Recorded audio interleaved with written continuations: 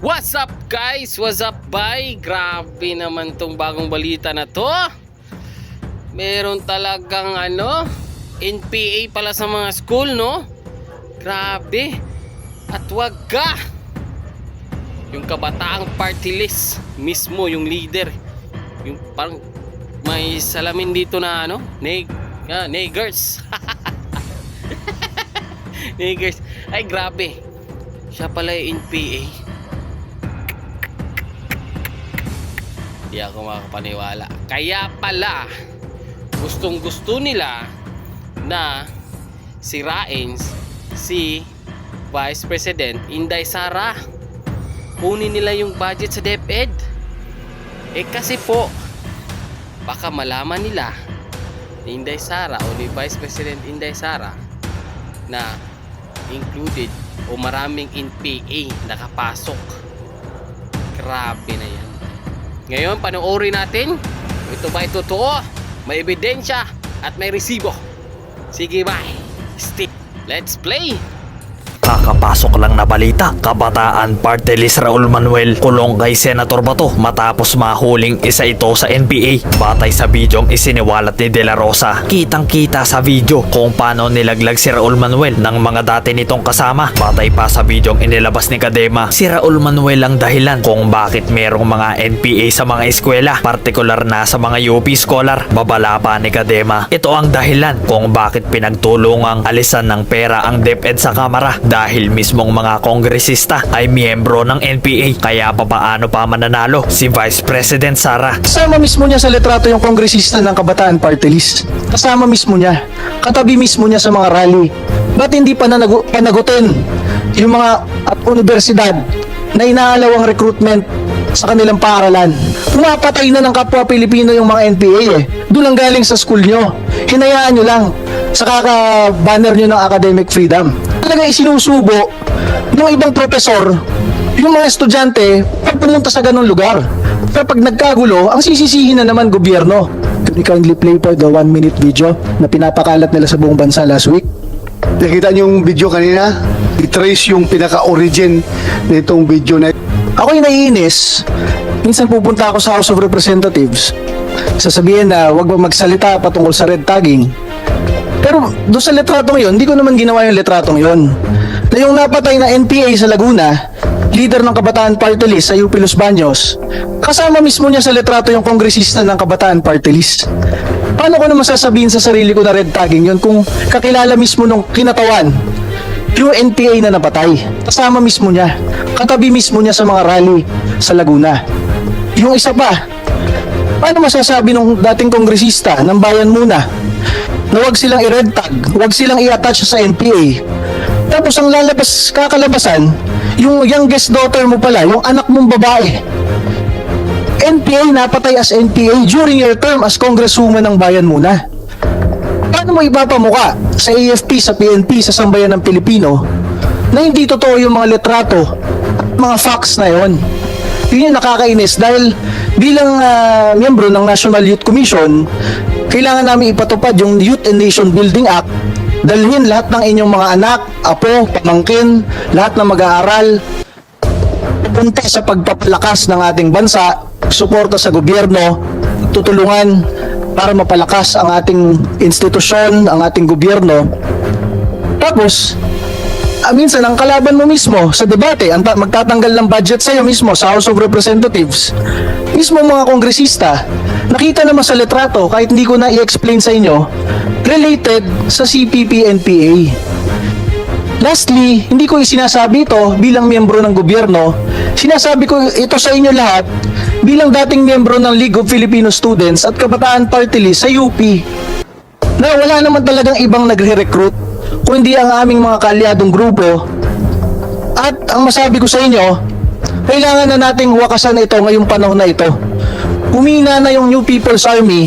Ang nilalakasan nila ngayon ay ang recruitment nila sa hanay ng mga mag-aaral at ng mga kabataan to replenish their ranks now.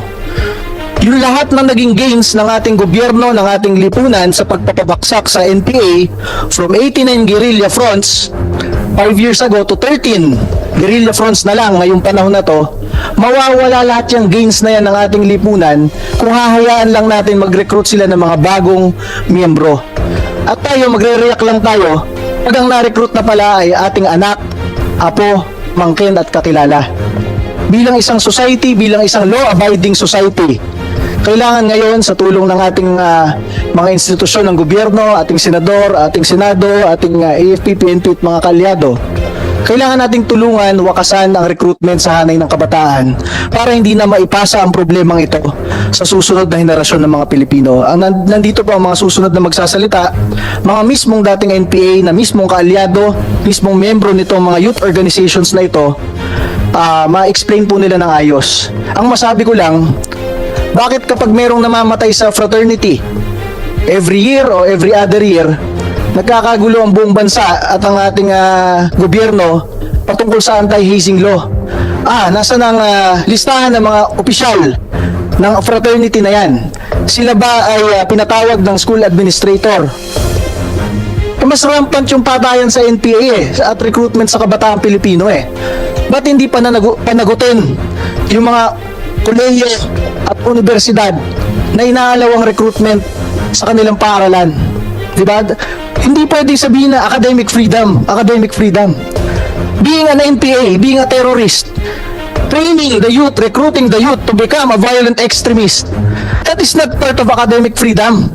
Pumapatay na ng kapwa Pilipino yung mga NPA Doon ang galing sa school nyo. Hinayaan nyo lang sa kaka-banner nyo ng academic freedom. Isang example ko, nung nag-aaral ako sa UP, nasa blackboard mismo namin nakalagay, mabuhay ang bagong hukbong bayan. Wala naman makakomment. Siyempre, ba't ko kukomentan? Teacher namin yon, grade namin yon. Hindi rin magkaalaman kung sino naglalagay nun every twice a week doon sa blackboard namin, mabuhay ang bagong hukbong bayan. Pangalawa, yung aking asawa, si Congresswoman Cardema, nung kami ay nasa UP, bigla na lang nagka-field trip ng klase niya sa UP Diliman. Walang waiver, walang insurance, kahit yung tigbo 20 pesos na insurance, wala. Bigla na lang nagdatingan yung mga jeep, dinala sila sa Cavite. Ayun, nandun sila pinatulog sa picket lines. Tapos tinetext na lang ako na kinakabahan sila doon dahil nandun ang AFP at PNP. Talaga isinusubo ng ibang profesor yung mga estudyante pag pumunta sa ganung lugar. Pero pag nagkagulo, ang sisisihin na naman gobyerno.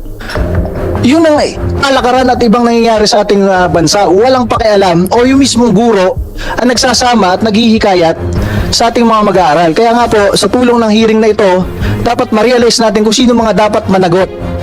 Yung school administrator ba? Yung mga recruiter ba ng mga estudyante, kapwa estudyante?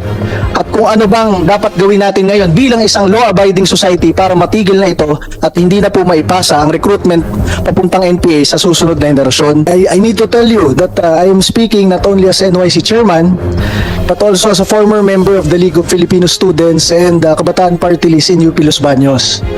So dahil sa aking experience po bilang dating miyembro ng League of Filipino Students at Kabataan Party List, kaya kong sabihin diretso sa inyo at sa kahit kaninong Pilipino at sa kahit kaninong kadebate ko sa mga makakaliwang grupo na wala naman talagang ibang nagre-recruit kundi yung mga dati kong grupo, yung mga grupo na yun ngayon.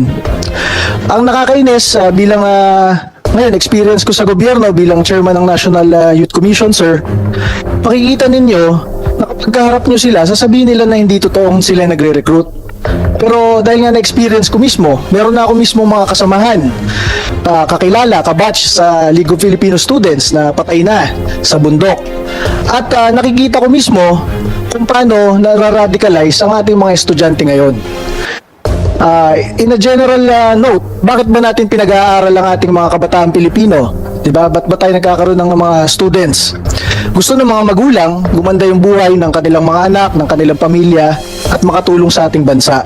Ito ay parte sa mandato ng National Youth Commission na ang pangalan Youth and Nation Building Act. Ang mga kabataan Pilipino, niyayayaan yung mag-aral at tumulong sa bansa para gumanda ang ating bansa.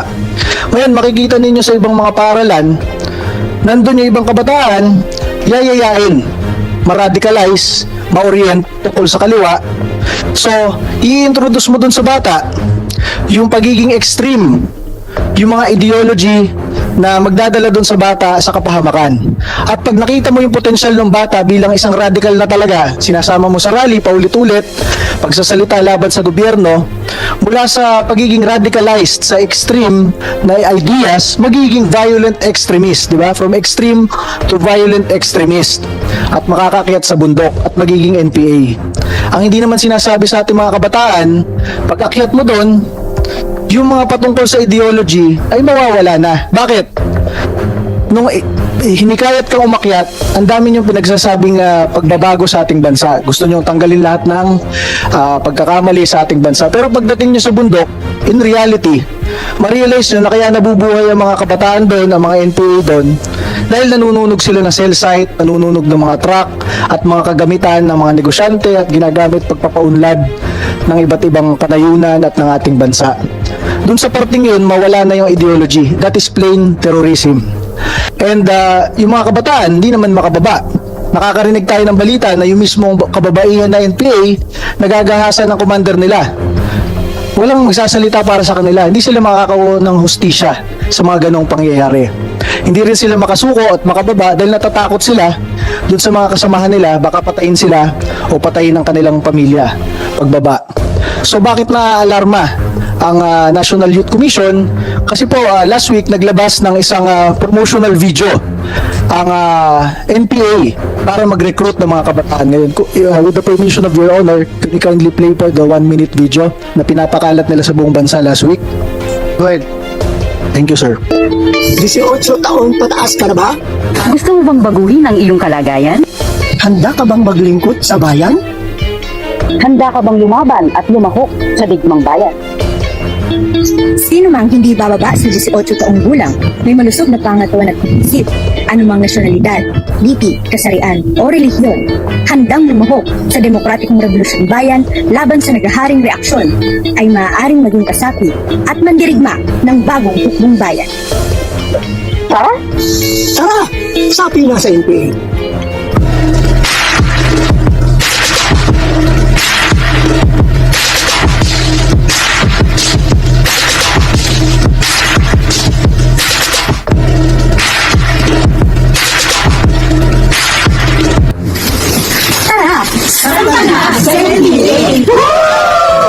Mandirigma ng bagong hukbong bayan, sandata ng himagsika. So, Your Honor, yan isang video na kumakalat last week lang. Kaya kami naalarma sa NYC at nakipag-tulungan dito sa inyong opisina at sa ating mga kasama ngayon dito. Talagang tinatarget ng NPA ngayon yung recruitment ng mga kabataan. Ginagawa pa nilang very trendy, di ba? Nagjo-joke-joke pa kayo kunwari sa bundok patungkol sa recruitment para makuha nyo yung trend sa kabataang Pilipino. Ang masabi ko dyan, talagang kailangan labanan ng gobyerno yung ganyan. Hindi nagiging pag-asa ng bayan ang ating mga kabataan kung ilalayo mo dun sa batas ng Youth and Nation Building. Yung dinadala mo yung mga kabataan para tumulong sa bansa. At pag hindi tayo nagsalita ngayon, hindi tayo nanindigan, nagpakita lang tayo ng wala tayong pakialam sa mga ganitong klaseng video at recruitment, ipinapasa natin sa susunod na henerasyon ng mga Pilipino etong recruitment na ito. Baka ma-recruit sila nang hindi nila alam na yun na pala ang haki ng kanilang buhay. Isang masabi ko bilang NYC chairman, ang mga kabataan Pilipino at ang mga kabataan in general sa buong mundo, very idealistic lahat. Gustong baguhin ang buhay, gustong baguhin ang pamilya, gustong baguhin ang bansa. Kaya kapag pumasok ka sa college o sa university, minsan malayo ka sa iyong magulang, minsan ma-orient ka ng mga makakaliwa na nagyayaya na baguhin natin ang bansa. Okay naman yun, di ba? In a very idealistic way. Pero when they are introducing modules and orientations na very extreme na ang sinasabi na ay kailangan paglingkuran ng sambayanan to serve the people by going to the mountains and overthrowing the government and killing our government troops, doon yun na mapapansin na yung extreme ideology dinadala ka sa pagiging violent extremist, di ba? Ang in general naman, ang masasabi natin dyan kapag tayo nakikipag-debate dun sa ibang mga leader ng mga makakaliwa, ang mga kabataan hindi nila napaglilingkuran ang sambayanan by joining the NPA.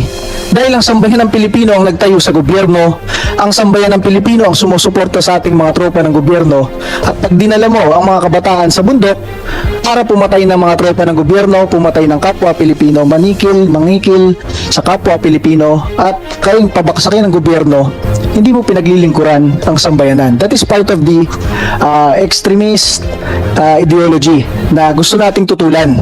Baka kasi pag hindi tayo nagsalita, yun yung maging tradisyon sa ibang universidad na kapag ikaw gusto mo maglingkod sa sambayanan, kailangan mo labanan ng gobyerno. That is wrong.